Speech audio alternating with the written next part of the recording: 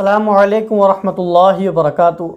حضرات محترم، ابھی ایک نیوز سننے کو ملی کہ جس کے اندر ایک شخص تھا سویڈن کا جو بارہا قرآن مجید کی توہین کرتا ہوا نظر آتا تھا، کہ جس کا نام سلوان مومکا تھا۔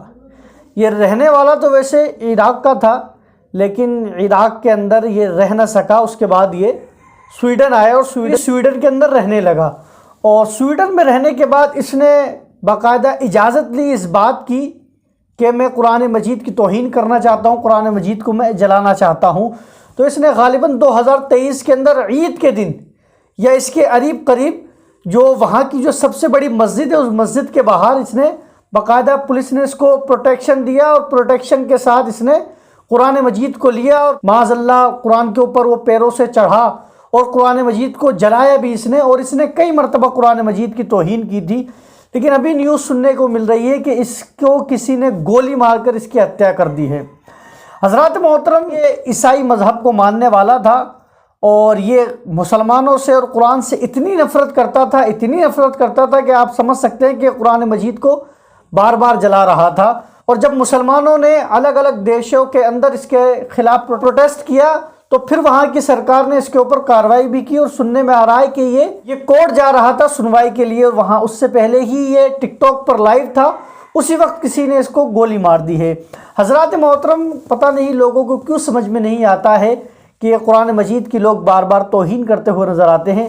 دیکھیے، الحمدللہ ہم مسلمان وہ ہے جو نہ کسی مذہب کو برا کہتے ہیں، نہ کسی مذہب کی جو مقدس کتاب ہے جن کو وہ اپنی مقدس کتاب مانتے ہیں، نہ اس کتاب کی کبھی ہم توہین کرتے ہیں، نہ اس کے خلاف ہم کبھی بات کرتے ہیں۔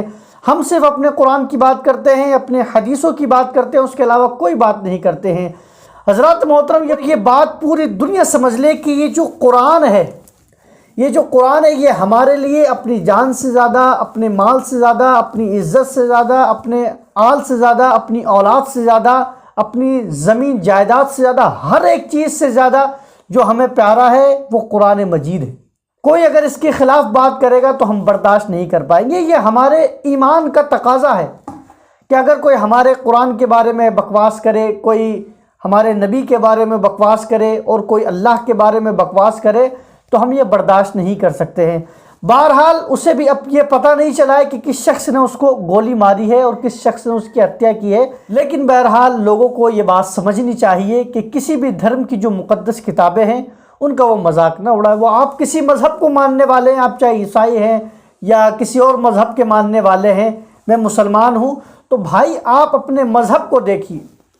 آپ کو کیا مطلب ہے کہ آپ کسی دوسرے مذہب کے اوپر ٹپڑی کریں، آپ کسی دوسرے مذہب کے جو ان کے بھگوان ہیں یا ان کے جو پیشوا ہیں ان کو آپ برا بھلا کہیں؟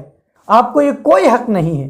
آپ جس مذہب کو مانتے ہیں آپ اس کے اوپر رہیے، اس کی دعوت دیجیے جو صحیح طریقہ۔ الحمدللہ ہم مسلمان اگر دعوت عام کرتے ہیں تو ایک جو طریقہ ہے، ہم بتاتے ہیں کہ ہمارے قرآن کے اندر یہ آیا ہے، ہماری حدیثوں کے اندر یہ آیا ہے، تو اس کو لوگوں کو پڑھنا چاہیے اور سمجھنا چاہیے۔